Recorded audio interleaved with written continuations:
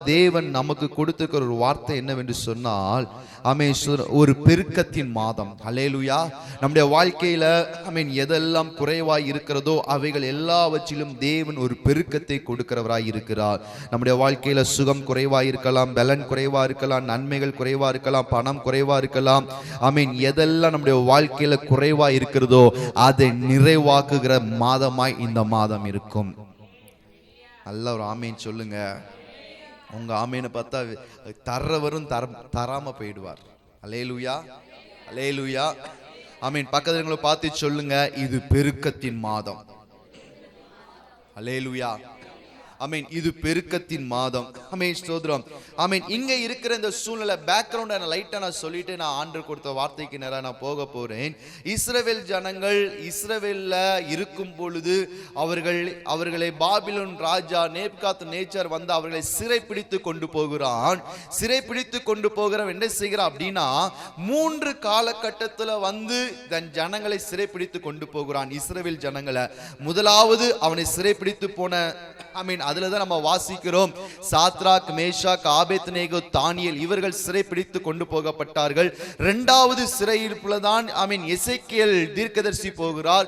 3வது சிறையிருப்பு இந்த ஜனங்களை பிடித்து கொண்டு போகும் பொழுதுதான் எருசலேம் முழுவதையும், இஸ்ரவேல் ஜனங்கள் வாழ்ந்த தேசம் முழுவதையும் தீயினால் அழித்து விட்டு போகிறான். அல்லேலூயா, அல்லேலூயா.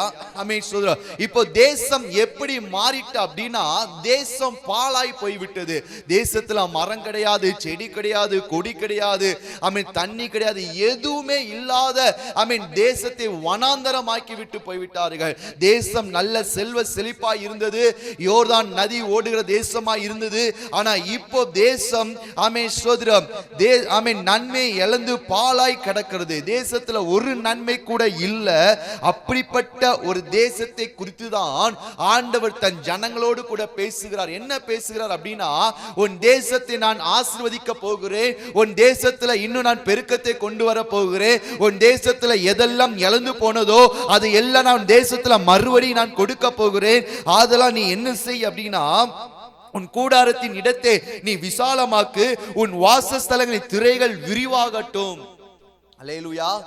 ஆண்டவர் நான் ஆசீர்வாதங்களை கொடுக்க போகிறேன். ஆசீர்வாதத்தை பெறுவதற்கு முன்பதாக அந்த ஆசீர்வாதத்தை வைப்பதற்காக உன்னுடைய இடத்தை நீ விஸ்தாரமாக்கு. உன் ஜனங்கள் தேசத்துக்குள்ள வரப்போகிறார்கள், உன் பிள்ளைகள் தேசத்தை சுதந்திரிக்க போகிறார்கள். ஆதலால் உன் தேசத்தோட எல்லைகளை நீ விஸ்தாரமாக்கு என்று சொல்லி ஆண்டவர் என்ன செய்கிறார் அப்படின்னா, அந்த இடத்துல தன்னுடைய ஜனங்களோடு கூட அவர் பேசுகிறார். அல்லேலூயா. நல்ல ஒரு அல்லேலூயா சொல்லுங்க. இன்னைக்கு நம்மளுடைய வாழ்க்கையில எதெல்லாம் நம்ம இழந்து போய் இருக்கிறோமோ, எதையெல்லாம் பிசாசு நம்முடைய வாழ்க்கையில எடுத்தானோ, எதெல்லாம் நம்முடைய வாழ்க்கையில போய் பாழாய் போக வைத்தானோ, எதிலெல்லாம் நம்ம குறைவுபட்டு இருக்கிறோமோ அது எல்லாம் அவர் மறுபடியும் நமக்கு கொடுக்க போகிறார். அல்லேலூயா. கடந்த 6 மாதம், கடந்த வருடங்கள்ல நீங்கள் எதெல்லாம் இழந்தீர்கள், பணமா, ஆரோக்கியமா, சுகமா, நிம்மதியா, நன்மையா, எதெல்லாம் இழந்தீர்களோ அது எல்லாம் அவர் திருப்பி தர ஆயத்தமா இருக்கிறார். அவர் சொல்லுகிறார், நீ அதை தடை பண்ணாதே, உன்னுடைய எல்லைகளை நீ விஸ்தாரமாக்கு என்று சொல்லுகிறார். அல்லேலூயா. அவர் சொல்றார் பாருங்க, ஒரு வார்த்தை பாருங்க, உன் கூடாரத்தின் இடத்தை நீ விசாலமாக்கு, உன் வாசஸ்தலங்களின் திரைகள் விரிவாகட்டும். அதை என்ன செய்யாத, அதை என்ன செய்யாத, நம்ம எப்படி தடை செய்ய முடியும் சொல்லுங்களேன்? தேவன் கொடுக்கிற ஆசீர்வாதத்தை நம்மளால தடை செய்ய முடியுமா? முடியுமா? முடியாதா? அப்ப எதுக்கு ஆண்டவனை தடை செய்யாத அப்படிங்கிறாரு சொல்லுங்க? அப்படிங்கிற வார்த்தை வந்திருக்க கூடாதுல்ல? வந்திருக்கலாமா? வந்திருக்க கூடாதா? தேவரீர் நீர் சகலத்தையும் செய்ய வல்லவர், நீ செய்ய நினைத்தது தடைப்படாது. அப்போ இங்க ஆண்டவர் சொல்றாரு, நீ தடை செய்யாத அப்படிங்கிற ஒரு வார்த்தையை அவர் எதற்காக குறிப்பிடுகிறார்? கவனிங்கள், நான் வேகமாக சொல்லிவிட்டு போகிறேன். இந்த தடை செய்யாதே அப்படின்னா அதுக்கு என்ன அர்த்தம் அப்படின்னா, தடுத்து வைப்பது. ஒரு ஆள் கொடுக்கும் பொழுது எனக்கு வேண்டான்னு சொல்லுவது. அது மாத்திரமல்ல, ஒரு ஆள் கொடுக்கும் பொழுது ஸ்தோத்திரம் நம்ம விலகி போவது, வாங்காம அதை விலகி போவது. ஸ்தோத்திரம் அடுத்து என்னவென்று சொன்னால், தேவன் நமக்கு கொடுக்கிற காரியத்துக்கு நம்முடைய கதவை திறக்காமல் இருப்பது. அல்லேலூயா, அல்லேலூயா. ஆமென். இதை நான் கொஞ்சம் புரித மாதிரி நான் உங்களுக்கு கொஞ்சம் எக்ஸ்பிளைன் பண்றேன், கவனிங்கள். தேவன் கொடுக்கிற ஆசீர்வாதத்தை நாம் எப்படி தடுக்கிறோம் அப்படின்னா, நமக்கு சந்தேகம் வரும் பொழுது, நம்ம அந்த காரியத்தை குறித்து பயப்படும் பொழுது, இங்க ஆண்டவர் சொல்றாரு, உன் கூடாரத்தின் எல்லை நீ விசாரமாக்குங்கிறாரு. இப்போ இந்த இடத்துல நம்ம உட்கார்ந்துட்டு ஒருவேளை சோதரம் தேவன் தருவேன்னு சொன்னது தரலன்னா நம்ம என்ன செய்ய? நம்ம கூடாரத்தை எக்ஸ்ட்ரா ஆக்கிட்டோம், நம்முடைய மணிபர்ஸ் அக்கௌண்ட் எல்லாம் நிறைய ஓபன் பண்ணிட்டோம், ஒருவேளை அக்கௌண்ட்டுக்கு பணம் வரலன்னா நம்ம என்ன செய்யறது? இந்த சந்தேகம் தேவன் தருகிற ஆசீர்வாதத்தை, சத்தமா சொல்லுங்க, தடுக்கும். அல்லேலூயா, அல்லேலூயா. இங்க ஆண்டவர் சொல்றாரு, உன் கூடாரத்தின் இடத்தை நீ விசாலமாக்கு, உன் வாசஸ்தலங்களின் திரைகள் விரிவாகட்டும். இன்னொரு மொழிபெயர்ப்புல வாசிக்கும் பொழுது, உன் வீட்டுல நீ பக்கத்துல ஒரு ரூமை எடுப்பா. இந்த ரூமும் பிள்ளைகளுக்கு பத்தாது, நீ இன்னொரு ரூமை எடு, நீ இன்னொரு ரூமை ஆட் பண்ணிக்கோ அப்படிங்கிறாரு. கூடாரத்துடைய அந்த டெண்டை நீ இன்னும் கொஞ்சம் பெருசாக்கு, இந்த ஆசீர்வாதம் பத்தாது அப்படின்னு சொல்லி ஆண்டவர் சொல்லுகிறாரு. ஆனா நம்மளுடைய சந்தேகம் எப்படின்னா, இதுக்கே பத்தல ஆசீர்வாதம், இதுல வேற இன்னொரு கூடாரத்தை, இன்னொரு ரூம் எடுத்து வேற நம்ம வைக்கணுமா? அல்லேலூயா. நமக்கு சந்தேகம் வருமா வராதா? நம்ம நினைப்போம், உண்டான அக்கௌண்டே ஜீரோ பேலன்ஸ், இல்ல இன்னொரு அக்கௌண்ட் வேற ஓபன் பண்ணவா? அல்லேலூயா. நம்முடைய என்ன அப்படிதானே? சொல்லுங்க. ஆனா ஆண்டவர் சொல்றாரு, அதை நீ தடை. தேவன் நமக்கு செய்ய நினைத்ததை நம்ம கண்ணால பார்த்தது கிடையாது, காதுகளால் கேட்டதும் இருதயத்தில் நம்ம தோன்றதும் கிடையாது. அப்ப ஆண்டவர் சொல்றாரு, நீ அதை பார்த்தது கிடையாது, கேட்டது கிடையாது, அதை குறிச்சு கேள்விப்பட்டதும் கிடையாது, உன் மனசுல கூட தோன்றது கிடையாது. அவ்வளவு பெரிய ஒரு ஆசீர்வாதத்தை நான் உனக்காக வைத்திருக்கிறேன். அந்த ஆசீர்வாதத்தை நீ சந்தேகப்பட்டு அதை இழந்து விடாதே. அல்லேலூயா, அல்லேலூயா. ஸ்தோத்திரம்.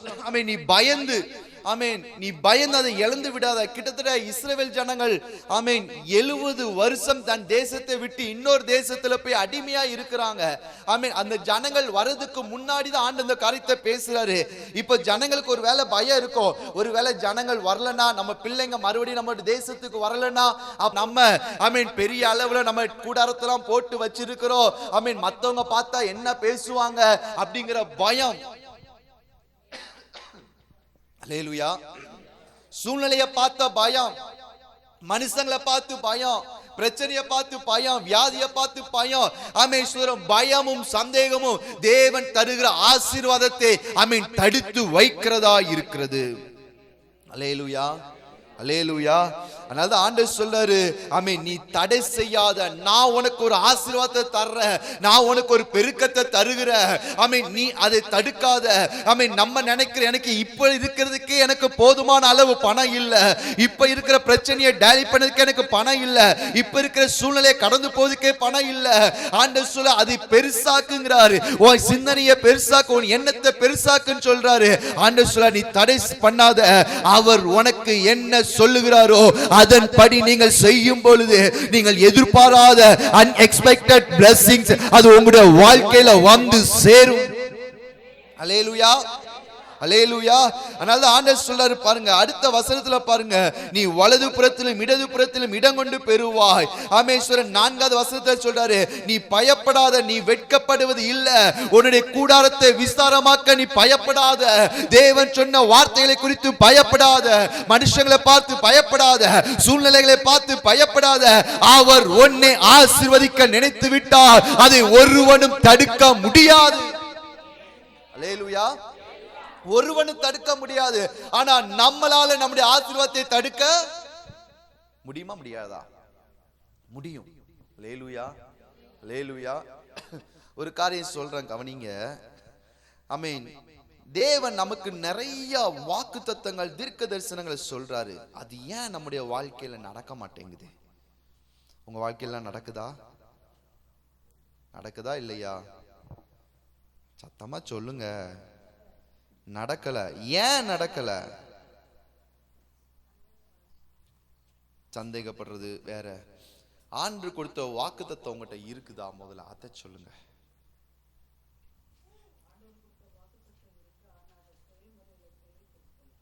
செயல்முறையில செயல்படுத்தல. வேற, அதனால தடை வேற, சொல்லுங்க. கவனிங்க, நான் ஒரு காரியத்தை சொல்றேன்.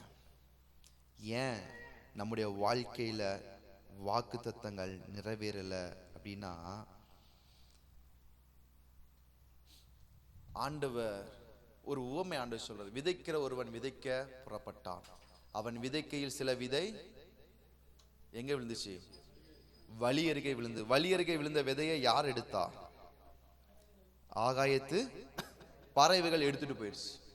கவனிங்க, தேவன் கொடுக்கிற வார்த்தைய, தேவன் கொடுக்கிற ஸ்தோத்திரம் தீர்க்க தரிசனங்களை நம்ம ஆலயத்தில் இருக்கும்போது நம்ம வாங்கிக்கிறோம். ஆனா நம்ம அடுத்து அதை என்ன செஞ்சிடறோம் அப்படின்னா, நம்ம பாதையில போற வழியிலே நம்ம என்ன செஞ்சிடறோம் அப்படின்னா விட்டுட்டு போயிடுறோம். கவனிங்க, நான் அதை உங்களுக்கு கொஞ்சம் அந்த இடத்துல கொஞ்சம் விளக்கமா சொல்றேன். ஆமென். தேவன் கொடுக்கிற வார்த்தைகள், தேவன் கொடுக்கிற தீர்க்க தரிசனங்கள், தேவன் பேசுற வார்த்தைகள் நம்ம எல்லா சபையில கேட்கிறோம். அதை கேட்கும்போது நம்ம ரிசீவ் பண்ணிக்கிறோம். ஆனா வீட்டுக்கு போகும் பொழுது சோதரம் என்ன நடக்குது அப்படின்னா, போற வழியில நம்முடைய பிரச்சனைகளை குறித்து கவலைப்படும் பொழுது, சூழ்நிலைகளை பார்க்கும் பொழுது, மனுஷங்களை குறித்து யோசிக்கும் பொழுது, அந்த விதை என்ன செஞ்சு விடுகிறது அப்படின்னா, அது நம்மளை விட்டு கீழே விழுந்து போய் விடுகிறது. அல்லேலூயா. அப்ப பிசாசானவன் என்ன செய்கிறான் அப்படின்னா, அந்த வழி அருகே அந்த வழி அருகே விழுந்த விதைய ஆகாயத்து பறவைகள் என்ன செய்யும் அப்படின்னா, அதை எடுத்து கொண்டு போய் அது தனக்கு பிடித்த ஒரு மரத்துல உட்கார்ந்து, ஒரு இடத்துல உட்கார்ந்து என்ன செய்யும்? சாப்பிடுமா? சாப்பிடாதா? சாப்பிடும். அதுக்கு பிடித்த இடம், அதுக்கு எந்த இடம் நல்ல வசதியா இருக்குதோ, இந்த இடத்துல நம்ம உட்கார்ந்து சாப்பிட்டா நல்லா கம்ஃபர்டபுளா இருக்கும்.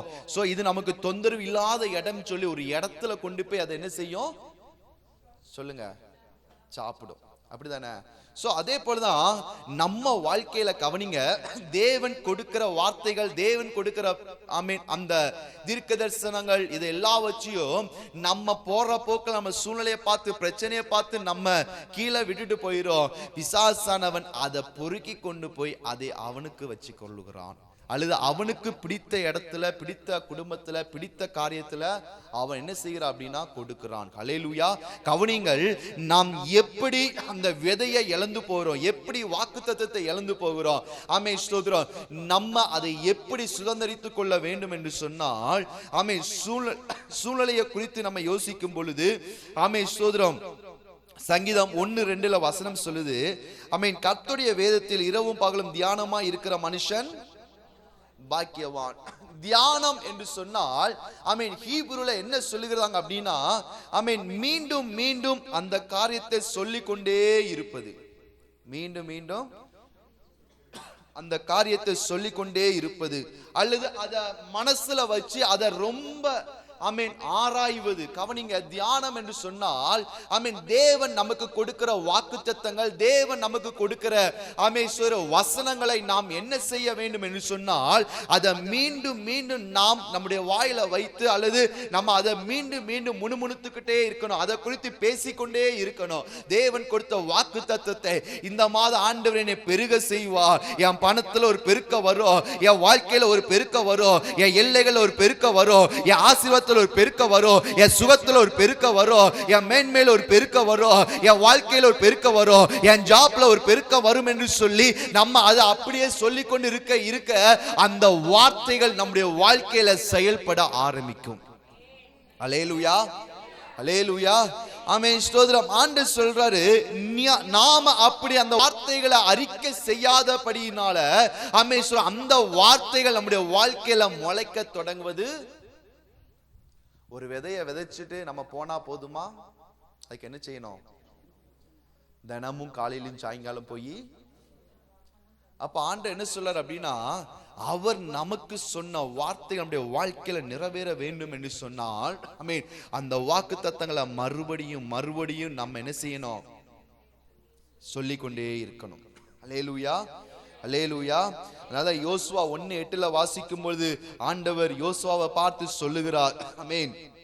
வாசிக்கலாம். யோசுவாவின் புஸ்தகம் 1வது அதிகாரம் 8வது வசனத்தை.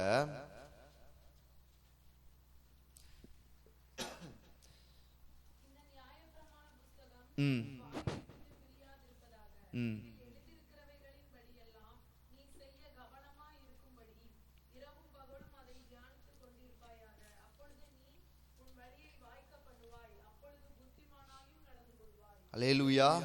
நீ சொல்ல பாருங்க, நீ இரவும் பகலும் அதை என்ன செய்ய, தியானித்து கொண்டே இரு. அதை நீ மறந்துடாத.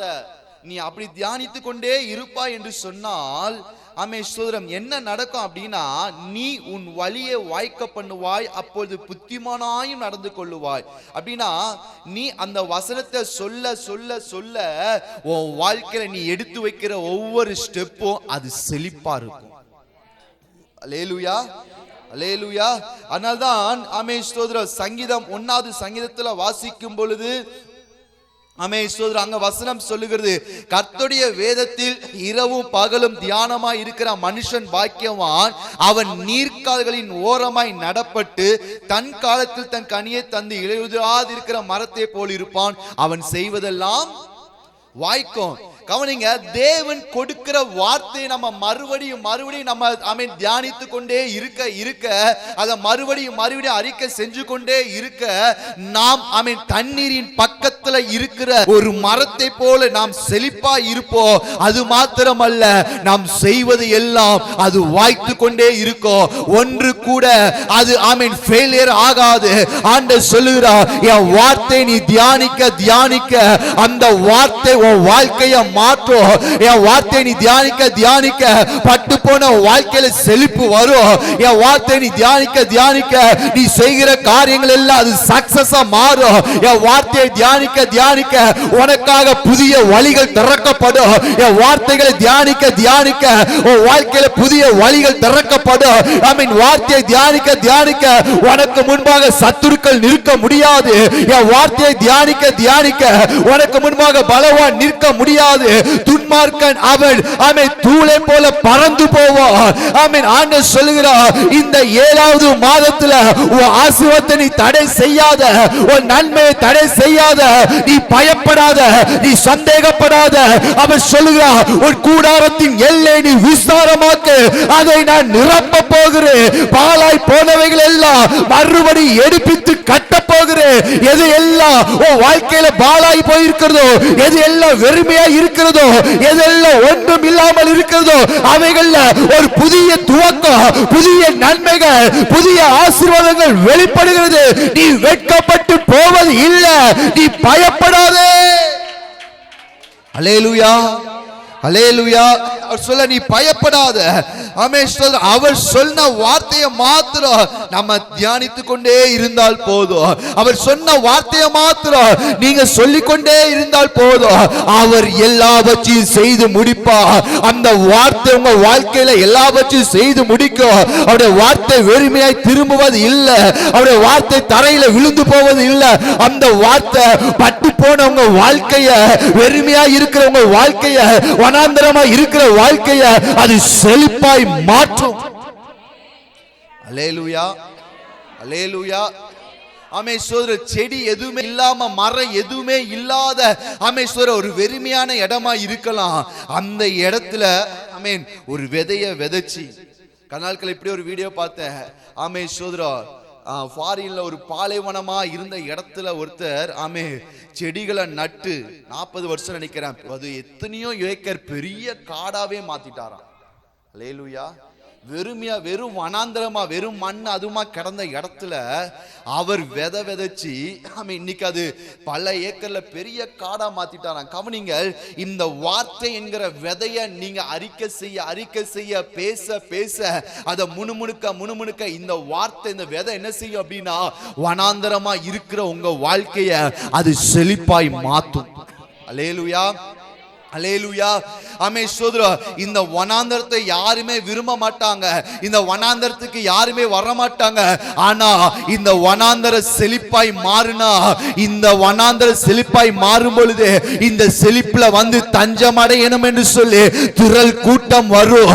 இன்னைக்கு நீங்கள் வனாந்தரத்தை போல வெறுமையா இருக்கலாம், வனாந்தரத்தை போல தனிமையா இருக்கலாம், வனாந்தரத்தை போல ஒண்ணு இல்லாமல் இருக்கலாம், வனாந்தரத்தை போல எல்லாராலும் வெறுக்கப்பட்டு ஒதுக்கப்பட்டு மறக்கப்பட்டு இருக்கலாம். ஆனால் இந்த வார்த்தை உங்களை செழிப்பாய் மாற்றும் பொழுது, இந்த வார்த்தை உங்களை காடாய் மாற்றும் பொழுது, இந்த வார்த்தை உங்க வாழ்க்கையை மாற்றும் பொழுது உங்களை தேடி திரளான கூட்டங்கள் வரும், உங்களை தேடி திரளான ஜனங்கள் வருவார்கள். ஆண்டவர் சொல்லுகிறார், என் வார்த்தை உன் வாழ்க்கையை மாற்றும், என் வார்த்தை உன்னுடைய வாழ்க்கையை அடுத்த லெவலுக்கு கொண்டு போகும், என் வார்த்தை உன் வனாந்தரத்தை மாற்றும், என் வார்த்தை உன்னை செழிப்பாய் மாற்றும், என் வார்த்தை உன்னை அநேகருக்கு ஆசீர்வாதமாய் மாற்றும். அல்லேலூயா, அல்லேலூயா. ஆமென், ஆமென். ஈசாக்கை குறித்து ஆண்டவர் சொன்னாரு, ஈசாக்கே நீ கேரார்ல இரு, நான் உன்னை ஆசீர்வதிப்பேன்னு சொல்லிட்டாரு. அவனே பஞ்சத்துல எல்லாரும் ஆமென் ஊரை விட்டு எகிப்தை நோக்கி போய் கொண்டிருக்கிறாங்க.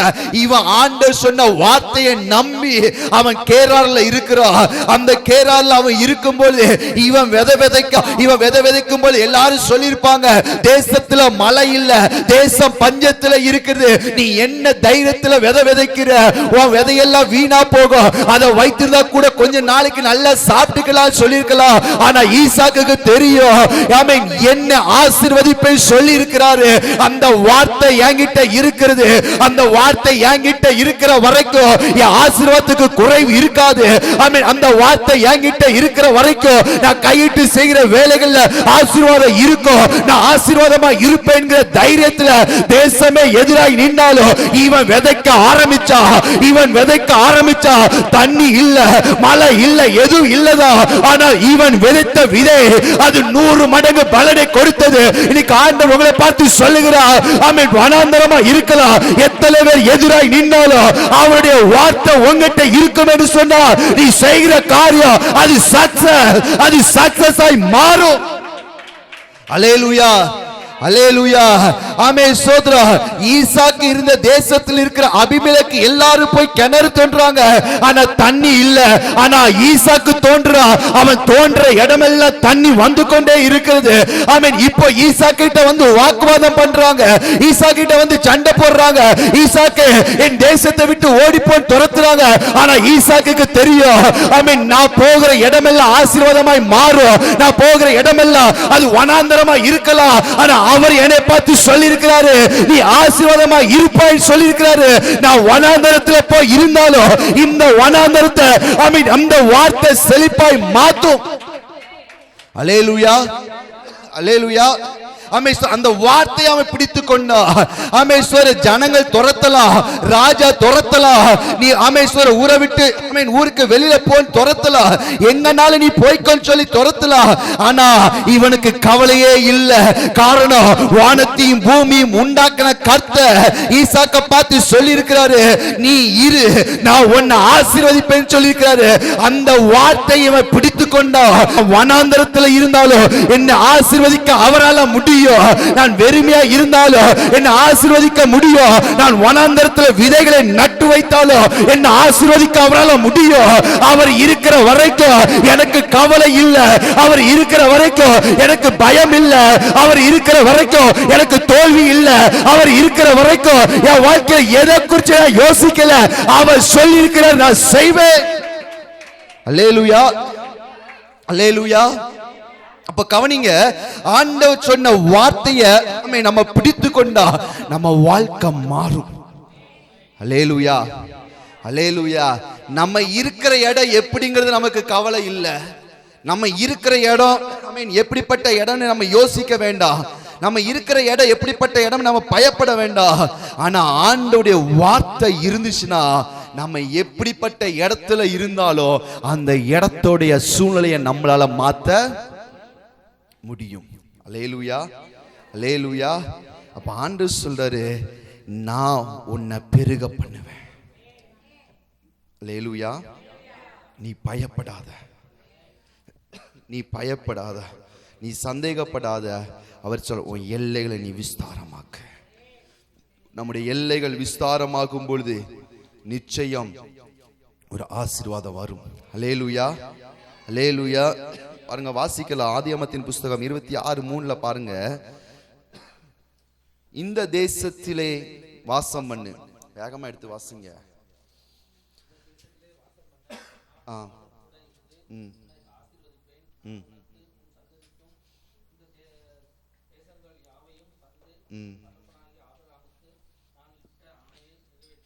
அல்லேலூயா. ஆண்டவர் சொல்றாரு, அதுக்கு முந்தின வருஷம் பாருங்க, இவன் எகிப்துக்கு போகிறதுக்கு அவன் புறப்படுறான். ஆண்டவர் சொல்றாரு, நீ எகிப்துக்கு போகாத. நீ எங்க போகாத? எகிப்துக்கு போகாத, நீ இங்கேயே இரு. நான் என்ன செய்வேன்? உன் கூட இருந்து உன்னை என்ன செய்வேன்? சத்தமா, உன் கூட இருந்து நான் உன்னை ஆசீர்வதிப்பேன். நான் உனக்கும் உன் சந்ததிக்கும் இந்த தேசங்கள் யாவையும் தருவேன் அப்படின்னு சொல்லி ஆண்டவர் சொல்லிட்டாரு. இப்ப ஆண்டவர் சொல்ல பாருங்க, ஸ்தோத்திரம். அடுத்து நம்ம வரும்பொழுது 8வது வசனம் பாருங்க, அவன் அங்கே நெடுநாள் தங்கி இருந்தானா. எத்தனை நாள்? நெடுநாள் தங்கி இருந்தான். இப்ப அப்படி நெடுநாள் தங்கி இருக்கும் போது ஏற்கனவே தேசத்துல பஞ்சம், இப்ப பஞ்சத்து மேல பஞ்சம் வருது. இப்ப இவன் என்ன செய்கிறான் அப்படின்னா பாருங்க, 12வது வசனத்துல, அவன் தேசத்துல விதை விதைத்தான், கர்த்தர் அவனை ஆசீர்வதித்ததினால். ஆசீர்வதிக்கிறவர் வேற எங்கேயும் இல்ல, ஆசீர்வதிக்கிறவர் கூடவே இருக்கிறார். அல்லேலூயா. அங்க அதான வாசிக்கிறோம் பாருங்க. அந்த 3வது வசனத்துல, நான் உன் கூட இருந்து என்ன செய்வேன்? உன்னை பக்கத்துல பார்த்து சொல்லுங்க, உங்களை ஆசீர்வதிக்கிறவர் உங்க கூட தான் இருக்கிறார். அல்லேலூயா, அல்லேலூயா.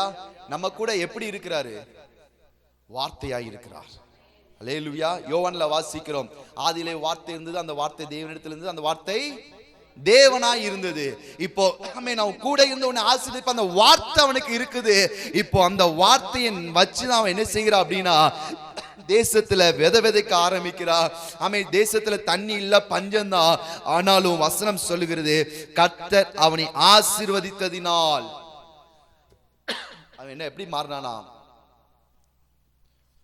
வாசிங்க 12வது வசனம் 26:12. கர்த்தர் அவனை ஆசீர்வதித்ததினால் அந்த வருஷத்தில் 100 மடங்கு பலன் அடைந்தான். அப்போ ஆண்டவர் நம்ம கூட இருந்தார் அப்படின்னா நம்மளை ஆசீர்வதிப்பாரா, ஆசீர்வதிக்க மாட்டாரா? பக்கத்துல பார்த்து கேளுங்க, ஆண்டவங்க கூட இருந்தாருன்னா உங்களை ஆசீர்வதிப்பாரா, மாட்டாரா? அப்ப எல்லாருக்கும் ஒரு கேள்வி வரும், அப்ப ஆண்டவர் என் கூட இல்லையோ, அதனால தான் நான் இன்னும் ஆசீர்வதிக்கப்படலையோ? அல்லேலூயா. ஆண்டவர் கூட தான் இருக்கிறாரு. நம்ம என்ன செய்யறோம் அப்படின்னா, அப்போ அந்த வார்த்தையை என்ன செஞ்சிடறோம்? அவரை விட்டுட்டு நம்ம போயிடுறோம். அந்த அருகே விழுந்த விதைய மாதிரி. அல்லேலூயா, அல்லேலூயா. இன்னைக்கு ஆண்டவர் சொல்றாரு, அந்த வார்த்தையை நீ விட்டுறாதீங்க.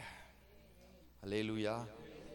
சிலர் மேல கோவம் வந்துச்சு அப்படின்னா, அல்லது சிலர் ஏதாச்சும் சொல்லிட்டாங்கன்னா, நம்ம வேலை பார்க்கும்போது என்ன செய்யும்? நம்முடைய வாய் திட்டிக்கிட்டே வேலை பார்ப்போம், முணுமுணுத்துக்கிட்டே வேலை பார்ப்போம்.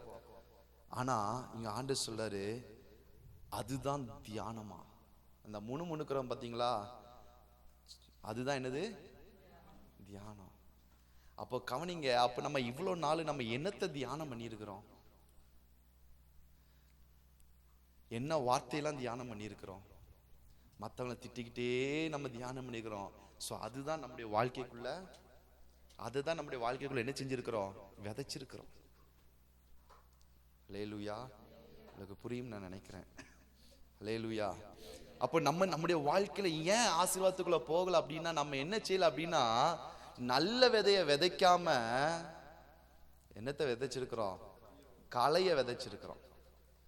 களைய விதைச்சு நம்ம பார்க்கிறோம், என்னடா நம்ம விதைச்சதுடைய பலனை காங்கலையே, செடி வேற மாதிரி முளைச்சிருக்குதே, அல்ல கனியே இல்லையே. நம்ம என்ன செய்யறோம்? இப்படி யோசிக்கிறோம். ஆனா ஆண்டவர் சொல்றாரு, இன்னையிலிருந்து நீங்க நல்ல விதையை விதைக்க ஆரம்பிங்க. அல்லேலூயா. சோ ஆண்டவர் சொல்றாரு, நீங்க வேலை பார்க்கும் போது என்ன செய்யும் போதோ தேவன் சொன்ன வார்த்தையை மாத்திரம் நீங்க முணுமுணுத்துக்கிட்டே இருங்க. அந்த வார்த்தையை நீங்க விதைச்சுக்கிட்டே இருக்கிறீங்க. எவ்வளோக்கு எவ்வளோ தியானிக்கிறீங்களோ அவ்வளோக்கு அவ்வளோ நீங்க விதைச்சுக்கிட்டே இருக்கீங்க. நீங்க விதைக்க நீங்க சிறுக விதைச்சா சிறுக அறுக்கலாம், பெருக விதைச்சா பெருக அறுக்கலாம். நீங்க எவ்வளவு தியானிக்கீங்களோ அவ்வளவு அறுக்க முடியும். இவன் பஞ்ச காலத்துல விதைச்சா 100 மடங்கு பலனை கொடுத்தது போல ஆண்டவர் விளைய செய்யதான் செய்கிறாரு. ஆனா நம்ம விதைக்கிறது தான் தப்பா விதைச்சிட்டோம். அப்படிதானே? ஆமாவா இல்லையா? ஆண்டவர் விளைய வைக்க தான் செய்யறாரு. ஆனா நம்ம விதைச்சதுதான், சொல்லுங்க, தப்பா விதைச்சிட்டோம். மத்தவங்க மேல இருக்கிற கோபத்தை விதைச்சிட்டோம், மத்தவங்க மேல இருக்கிற வெறுப்பை விதைச்சிட்டோம், மத்தவங்க மேல இருக்கிற பொறாமையை விதைச்சிட்டோம், மத்தவங்க மேல இருக்கிற எரிச்சலை விதைச்சிட்டோம். மனுஷன் எதை விதைக்கிறானோ அதை, சத்தமா சொல்லுங்க, அதை சத்தமா சொல்லுங்க. அப்போ நம்ம வசனத்தை விதைச்சோம் அப்படின்னா, நம்ம நன்மையை விதைச்சா, அல்லேலூயா. அப்ப இன்னையிலிருந்து நம்ம ஒரு தீர்மானம் எடுத்து போறோம். என்ன தீர்மானம் எடுக்க போறோம்? உங்களாம் பார்த்தா நான் தீர்மானமே எடுக்கிறேன், நான் இதையே விதைச்சு இதையே அறுத்துக்கிற மாதிரி இருக்கு. அல்லேலூயா, அல்லேலூயா, ஆமீன். கவனிங்க, நம்மளை ஆசீர்வதிக்கிறவர் நம்ம கூடவே தான் இருக்கிறாரு. வசனம் சொல்லுது 13ஆம் வசனம், அவன் ஐஸ்வர்யவன் ஆகி வர வர விருத்தி அடைந்து மகா பெரியவனானான். ஆமீன். பெலிஸ்தியர் அவன் பேரில் என்ன செஞ்சாங்களாம்? அடுத்த வசனம் 14ல பாருங்க, அவன் மேல் பொறாமை கொண்டு. எதுக்கு பொறாமை அப்படின்னா, பஞ்சம் பழைக்க வந்தவன் இவ்வளோ பெரிய ஆள் ஆயிட்டானே, இவ்வளோ பெரிய கோடீஸ்வரன் ஆயிட்டானே, இவன் இந்த ஊர்ல அவனை ஏதோ பொழைச்சிட்டு போட்டோன்னு நினைச்சோம், ஏதோ வனாந்தரத்துல வெறுமையான இடத்துல விதைக்கிறான்னு நினைச்சோம், இவன் ஏதோ முட்டாளா இருப்பான்னு நினைச்சோம். தேசத்துல மழை இல்ல, தண்ணி இல்ல, இவன் விதைக்கும் போது இவன் முட்டாளா இருப்பான்னு நினைச்சோம், பைத்தியக்காரனா இருப்போம்னு நினைச்சோம். ஆனா இவன் இப்போ நம்மளை விட பெரிய ஆள் ஆயிட்டானேன்னு சொல்லி அவங்களுக்கு எல்லாம் என்ன வந்துருச்சு? பொறாம வந்துருச்சு. அல்லேலூயா, அல்லேலூயா. நம்ம முணுமுணுக்கிறத பார்க்கும் பொழுது இவனுக்கு பைத்தியம் பிடிச்சின்னு சிலர் நம்மளை பார்த்து சொல்லத்தான் செய்வாங்க. நம்ம வசனத்தை பேசிட்டு இருக்கும்போது சொல்லுவாங்க, சிலர் சொல்லுவாங்க, இவன் ஆண்டவர் போய் கடைசியில இப்படி ஒண்ணு இல்லாம போக போறான் தான் சொல்லுவாங்க. ஆனா அவங்களுக்கு தெரியாது, நம்ம வசனம் சொன்னது போல ஐஸ்வர்யவன் ஆகி வர வர விருத்தி அடைந்து மகா பெரியவனாக போறோம். அல்லேலூயா, அல்லேலூயா. ஈசாக்கு விதைக்கும் பொழுது எல்லாரும் பார்த்தது, தண்ணி இல்ல, ஒண்ணு இல்ல, வெறும் வனாந்தரத்துல போய் விதைக்கிறான், எல்லாம் லாஸ் ஆக போகுது, இவன் பைத்தியக்காரனா இருப்பான், முட்டாளா இருப்பான் தான் சொல்லியிருப்பாங்க. அவங்களுக்கு தெரியல ஆசீர்வதிக்கிறவர் கூடவே தான் இருக்கிறார் என்று. இப்ப ஆசீர்வதிக்கிறவர் ஆசீர்வதிக்க ஆரம்பித்தார். இப்ப அவன் ஐஸ்வர்யவனாக வர விருத்தி அடைந்து மகா பெரியவனான. இப்ப எல்லாரும் பார்க்கறாங்க, எப்படிடா நடந்துச்சு, எப்படிடா? அல்லேலூயா, எப்படிடா? அல்லேலூயா, அல்லேலூயா. காரணம், அவன் தியானிக்க ஆரம்பிச்சான். அவன் தீமையை தியானிக்கல, அவன் தேவனுடைய ஆசீர்வாதத்தை தியானிக்க ஆரம்பிச்சான். அவர் என் கூட இருக்கிறார், என்னை ஆசீர்வதிப்பார். அவர் சொல்லி இருக்கிறாரு, சோ என் கூட இருந்து என்னை ஆசீர்வதிப்பார், நான் எதை செஞ்சாலும் ஆசீர்வதிப்பார். அல்லேலூயா, அல்லேலூயா. சோ அவனை ஆண்டவர் ஆசீர்வதிக்க ஆரம்பிச்சான். இப்போ ஊர்ல இருக்கிறவனுக்கு எல்லாம் பொறாம இப்ப என்ன செஞ்சிட்டாங்க அப்படின்னா, அவன் தோண்டின எல்லா கிணத்தெல்லாம் மூட ஆரம்பிச்சிட்டாங்க. கிணத்தெல்லாம் மூட ஆரம்பிச்சு அவனை ஊரை விட்டு துரத்த ஆரம்பிச்சிட்டாங்க. இப்ப அவன் ஊருக்கு வெளியில போயிட்டான். இப்ப அங்கேயும் போய் தோன்றான், அங்கேயும் தண்ணி வந்துருச்சு. அங்கேயும் என்ன வந்துருச்சு? பெலிஸ்தர்கள் என்ன செய்யறாங்க அப்படின்னா, அவங்க தோன்றதுல ஒரு ஆசீர்வாதம் இல்ல, தண்ணி எதுவுமே இல்ல. ஆனா ஈசாக்கு தோன்ற இடமெல்லாம் தண்ணி வருது. அங்கே இருந்து முதல்ல துரத்துறாங்க. அங்க போகும்பொழுது ஒரு இடத்துல தோன்றான், அங்க வாக்குவாதம் பண்ணி அவன் அதான் மூடுறாங்க. அடுத்த ஒரு இடத்துக்கு போறான், அங்கேயும் போய் வாக்குவாதம் பண்றாங்க. அதாவது அதுக்கு அவன் பேர் வைக்கிறான், ஏசுக்கு சித்தனான்னு பேர் வைக்கிறான். திரும்ப அங்கே இருந்து புறப்பட்டு போய் அவன் ஊருக்கு வெளியே 22ஆம் வசனம் பாருங்க, அவ்விடம் விட்டு பெயர்ந்து போய் வேறொரு துறவை வெட்டினான். அதை குறித்து அவர்கள் வாக்குவாதம் பண்ணவில்லை. அப்பொழுது அவன் நம் தேசத்தில் பழுகும்படிக்கு இப்பொழுது கர்த்தர் நமக்கு இடம் உண்டாக்கினார் என்று சொல்லி அதற்கு ரெகபோத் என்று பெயரிட்டான். அங்கே இருந்து பெயர் சபாக்கு போனான். கவனிங்க, ஸ்தோத்திரா. ஒரு காரியம் ஈசாக்கு புரிந்து கொண்டது, என்னை ஆசீர்வதிக்கிறவர் என் கூட இருக்கிறார், நான் எங்க போய் என்ன செஞ்சாலும் என் கூட இருக்கிறவர் நான் ஆசீர்வதிச்சு கொண்டே இருப்பார். அல்லேலூயா. அவங்க பொறாமைப்பட்டு இவனுடைய கிணத்தை மூடின உடனே இவன் போயிட்டு, ஆண்டவரே அவன் அப்படி போட்டோம் இப்படி போட்டு அதை செய்யட்டும் இதை செய்யட்டும் அவன் அப்படி ஆகட்டும்னு சொல்லல. இவனுக்கு ஒரு விசுவாசம் என்னன்னா, பரவாயில்ல இது போனதா போகட்டும், நான் இன்னொன்னு போய் தோன்றேன். என் ஆசீர்வதிக்கிறவர் என் கூட இருக்கிறார், என்கிட்ட இருக்கிற துறவை தான் உன்னால எடுக்க முடிஞ்சு, என்கிட்ட இருக்கிற கிணத்தை தான் உன்னால எடுக்க முடிஞ்சிச்சு, ஆனா என்னை ஆசீர்வதிக்கிற அந்த ஊற்றை உன்னால எடுக்க. அல்லேலூயா, அல்லேலூயா. ஆமென் ஸ்தோத்திரம். நீ இந்த ஆசீர்வாதத்தை வேணா எடுத்துக்கலாம், அதை கொடுக்கிறவரை உன்னால எடுக்க அவர் என் கூட தான் இருக்கிறார், நான் எங்க போனாலும் அவர் என் கூட வருவாரு, அவர் வனாந்தரத்தை செழிப்பாக்குகிறவன் சொல்லி அவன் போய்கிட்டே இருந்தான். இப்போ ரெகபோத்தை கொடுக்கிறாரு, அவன் இப்பொழுது பெருக ஆரம்பித்து விட்டான். அடுத்து பெயர்சபாக்கு போறான், அங்க ஒரு நிறைவு வந்துருச்சு. இப்ப எவெல்லாம் அவனுக்கு விரோதமாய் கூடுனாங்களோ துரத்துனாங்களோ இப்ப அவங்க எல்லாம் வந்து சொல்றாங்க 28வது வசனத்துல, ஆமென், நிச்சயமாய் கர்த்தர் உம்மோடே கூட இருக்கிறார் என்று கண்டோம். அல்லேலூயா. துரத்துனவன் எல்லாம் சொல்றான், நிச்சயமா ஆண்டவன் கூட இருக்கிறார்னு பார்த்துட்டோம்பா. ஆமென். பைத்தியன் சொன்னவங்க எல்லாம் சொல்றாங்க உன் கூட ஆண்டவர் இருக்கிறாருப்பா. முட்டாள்னு சொன்னவங்க எல்லாம் சொல்றாங்க உன் கூட ஆண்டவர் இருக்கிறாருப்பா. துரத்துனவங்க எல்லாம் சொல்றாங்க உன் கூட ஆண்டவர் இருக்கிறாருப்பா. புடுங்கினவங்க எல்லாம் சொல்றாங்க உன் கூட ஆண்டவர் இருக்கிறார். அல்லேலூயா, அல்லேலூயா. இன்னைக்கு ஆண்டவங்களை பார்த்து சொல்ற ஒரே ஒரு வார்த்தை, ஆமென் ஸ்தோத்திரம், இந்த மாதத்துல அவர் உங்களை பெருக செய்ய போகிறார். அல்லேலூயா. அது எல்லாத்திலையும், இந்த விஷயத்துல தான் இல்ல, எல்லா விஷயத்திலும் அவர் பெருக செய்ய போகிறார். சோ அவருடைய வார்த்தையை நீங்க பிடித்து கொள்ளுங்கள், உங்களுடைய வனாந்தரம் செழிப்பாய் மாறும். அல்லேலூயா. சந்தேகப்படாதீங்க, பயப்படாதீங்க, எப்படி வரும்னு யோசிக்காதீங்க. எப்படி வரும்னு யோசிக்க கூடாது. ஆமென் ஸ்தோத்திரம். எப்படி ஆண்டவர் செய்வார்னு யோசிக்க கூடாது. காற்றையும் பார்க்க மாட்டீங்க, மழையும் பார்க்க மாட்டோம், வெட்டப்பட்ட வாய்க்கால்கள் தண்ணீரால் நிரப்பப்படும். சோ ஆண்டவர் சொல்ற, நீ தியானிக்க தியானிக்க தியானிக்க அந்த வார்த்தையை முணுமுணுக்க முணுமுணுக்க அந்த வார்த்தை வாழ்க்கையில ஆமென் ஸ்தோத்திரம் விதைகளை விதைச்சு கொண்டே இருக்கும். அது மொத்தமா உன்னைய வர வர ஐஸ்வர்யனாக்கி பெரிய ஆளா மாத்திவிடும். அல்லேலூயா, அல்லேலூயா. சோ ஆமென். ஒரே ஒரு காரியத்தை மாத்த நான் சொல்லி முடிக்கிறேன். ஆமென். ஆண்டவர் சீசர்களை அக்கறைக்கு போக சொன்னார். இப்ப சீசர்கள் அக்கறைக்கு போய் கொண்டிருக்கும் பொழுது காற்றும் கடலும் கொந்தளித்து கொண்டு இருக்கிறது. அப்பொழுது இயேசு கடல் மேல நடந்து வருகிறார். அவர் நடந்து வரும் பொழுது ஆமென் ஸ்தோத்திரம், அப்போ பேதுரு கேட்கிறான், ஆமென் ஸ்தோத்திரம், என்ன கேட்கிறான் அப்படின்னா, ஆண்டவரே இது நீரே ஆனால் கடலின் மேல் நடந்து வர எனக்கு உத்தரவு கொடு அப்படின்னு சொன்ன உடனே ஆண்டவர் சொல்றாரு, நீ வா அப்படின்னு சொல்லுகிறாரு. இப்ப இவனும் கடல் மேல நடக்க ஆரம்பிக்கலாம். நடந்து போய் கொண்டிருக்கிறவன் பாதியில என்ன செஞ்சிட்டான் அப்படின்னா, காற்றையும் கடலையும் பார்த்து பயந்து அமிழ்ந்து போக ஆரம்பித்து விட்டான். அல்லேலூயா. காற்றையும் கடலையும் பார்த்து என்ன செஞ்சான்? பயந்துட்டான்.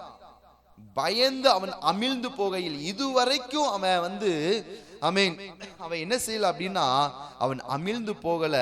ஆமென். ஆண்டவரை பார்த்து ஆமென் அவன் தைரியமா நடந்து கொண்டு இருந்தான். ஆனா இப்போ என்ன நடந்துச்சு அப்படின்னா, ஆமென் ஸ்தோத்திரம், அவன் அமிழ்ந்து போகையில் வசனம் சொல்லுகிறது, மத்தேயு 14 வாசிக்கும் பொழுது ஆமென் 29வது வசனம் ஆண்டவர் சொல்றார், நீ வா அப்படின்னு சொன்னவன அவன் படவை விட்டு இறங்கி இயேசுவினிடத்தில் போக ஜலத்தின் மேல் நடந்தான். நடந்து போய் கொண்டிருக்கிறவன் காற்று பலமா இருக்கிறதை கண்டு பயந்து அமிழ்ந்து போகையில், கவனிங்க, நல்லாதான் வாழ்க்கை போய் கொண்டு இருந்துச்சு, நல்லாதான் கடல் மேல நடந்து கொண்டு இருந்தா, கொஞ்சம் பிரச்சனைய திரும்பி பார்த்த பொழுது இப்போ பிரச்சனைக்குள்ள மூழ்க ஆரம்பித்து விட்டான். அல்லேலூயா, அல்லேலூயா. அப்படின்னா என்னன்னா, ஆண்டவரை பார்த்து ஆண்டவர் சொன்ன வார்த்தையை பிடிச்சு நடக்கிற வரைக்கும் அந்த பிரச்சனைக்குள்ள அவனால மூழ்க முடியல.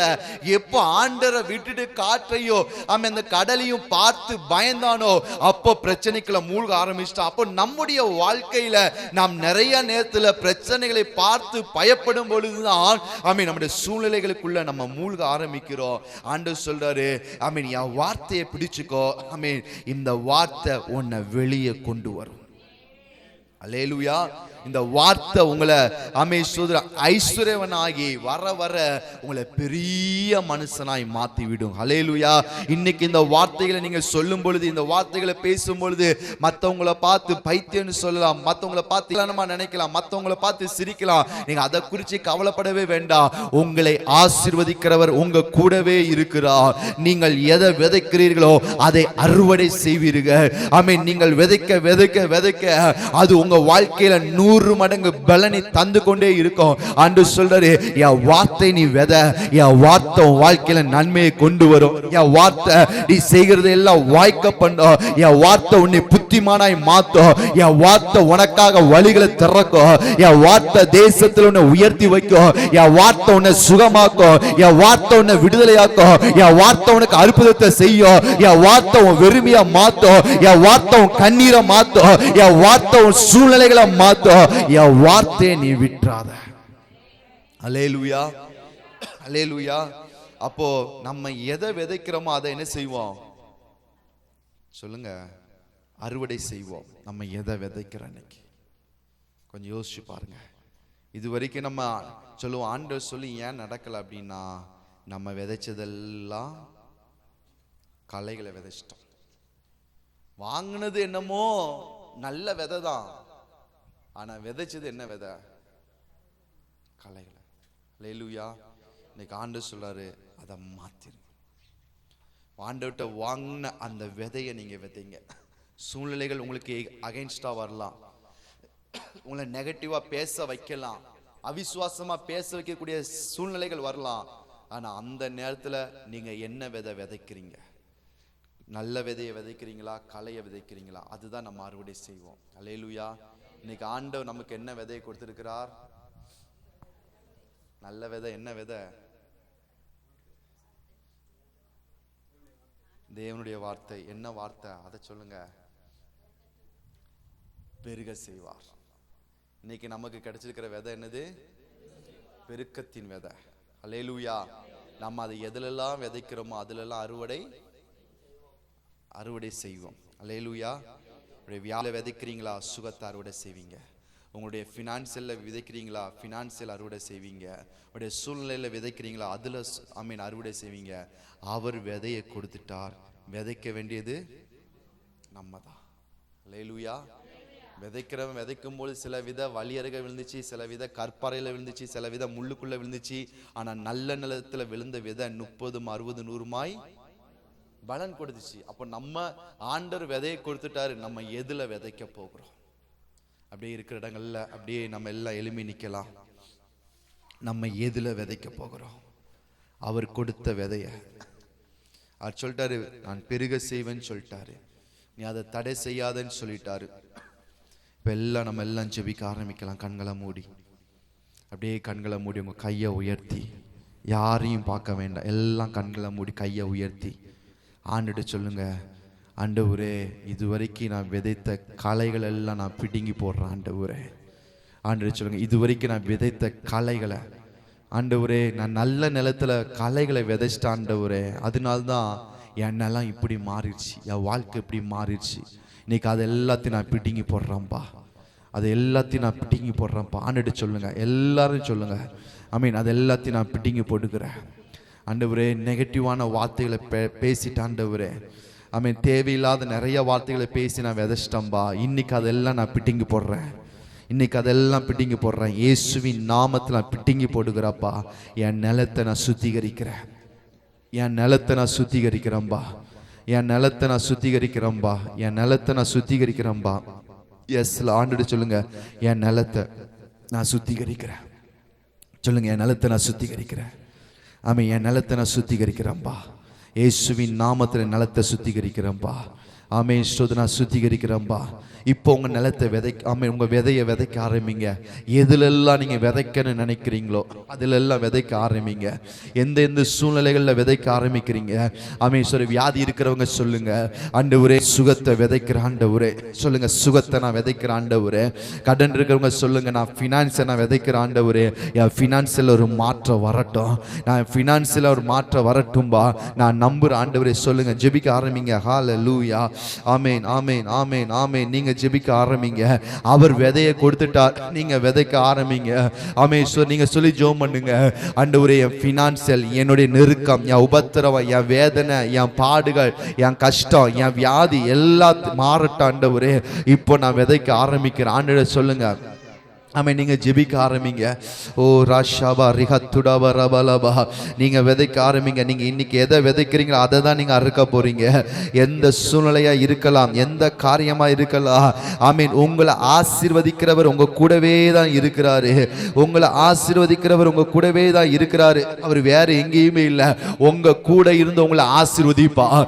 உங்க கூட இருந்து உங்களை ஆசீர்வதிப்பார். உங்க கூட இருந்து உங்களை ஆசீர்வதிப்பார். உங்களுக்காக வழிகளை திறப்பாது. எதுவானாலும் இருக்கலாம்.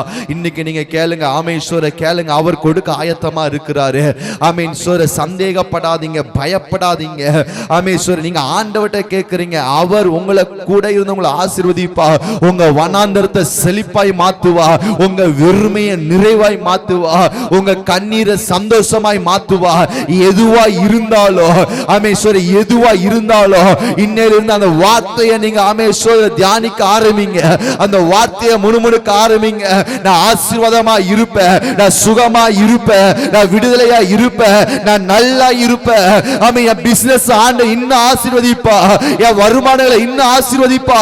ஆமென். நான் இன்னும் நல்லா படிப்பேன், இன்னும் நான் மற்றவர்களுக்கு ஆசீர்வாதமா இருப்பேன். நீங்க சொல்ல ஆரம்பிங்க. ஆண்டவர் உங்களை ஆசீர்வதிக்க ஆரம்பிப்பா. உங்களை ஆசீர்வதிக்கிறவங்க கூட தான் இருக்கிறார். நீங்கள் எதை விதைக்கிறீர்களோ அதை அறுவடை செய்வீர்கள். ஆமென். ரிஷதா ரிக துடபலபலபா. ஆமென். நீங்கள் விதைக்கிறது நீங்கள் அறுவடை செய்வீர்கள். நீங்கள் விதைக்கிறது நீங்கள்